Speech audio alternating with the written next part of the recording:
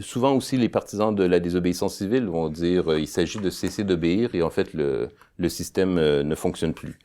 Et le problème, par exemple, Étienne La Boétie ne dit pas tout à fait ça. Il dit effectivement, dans son fameux livre Le Contre 1 ou La servitude volontaire, il y a différents titres, là, mais disons La servitude volontaire, vous vous rappelez, son étonnement, c'est, on est au 16e siècle, si je me rappelle bien, et il dit, je comprends pas comment dans le royaume de France, un individu arrive à imposer sa volonté à la multitude, quoi. Il dit, c'est absurde. En plus, des fois, il dort, non, mais réellement, on pourrait... C'est d'ailleurs, Hobbes disait ça, il dit, le problème, c'est que n'importe qui doit dormir à un moment donné, même le plus fort est vulnérable au plus faible qui peut l'assassiner. Et donc, Étienne La Boétie avait un certain nombre d'explications, l'endoctrinement par la religion, l'habitude, le manque d'imagination, on n'arrive pas, puisqu'on est né dans un système où il y a toujours eu un roi, on n'est pas capable d'imaginer le royaume de France autrement. Et puis la servitude volontaire, c'est qu'on lui sert.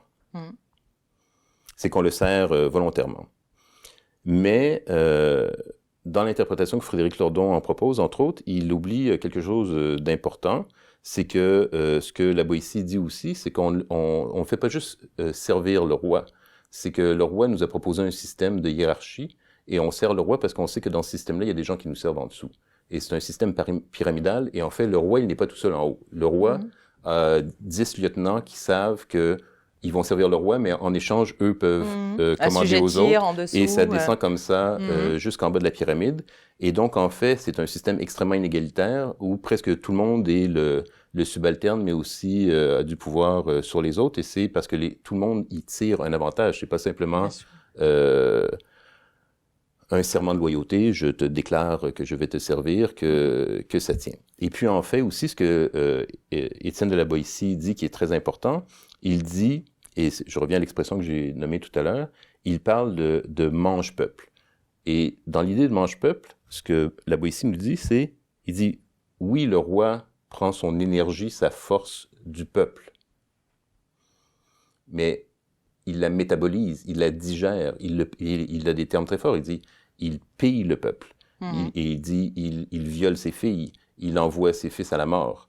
Et donc, c'est pas simplement que les sujets du roi de France lui donnent sa puissance en lui obéissant, c'est qu'ils sont détruits dans ce processus-là par le monarque. Je pense que je donne l'exemple dans mon livre, j'ai dit, si je suis carnivore, si je mange un lapin, évidemment, d'un point de vue ésotérique, on pourrait dire que le lapin continue à vivre en moi. Mais je pense que c'est pas le point de vue du lapin. Mais le point de vue ésotérique, c'est vrai que sans le lapin, je ne vis pas, et c'est en mangeant le lapin que je vis. Mais ça serait intéressant de voir la vie du lapin. La vie du lapin. Parce que je pense que le lapin, lui, va dire, peut-être que ça marche en théorie, mais en pratique, je suis mort. Et les mange-peuples de La Boétie, c'est ça. C'est que oui, le peuple permet au roi d'être puissant, parce qu'effectivement, le roi de France tout seul, il est rien. Mais le peuple n'existe pas à travers le roi. C'est le roi qui existe. Bien sûr. C'est le roi qui existe, c'est le roi qui est puissant. Et le peuple, il est dépossédé, en fait, dans ce processus.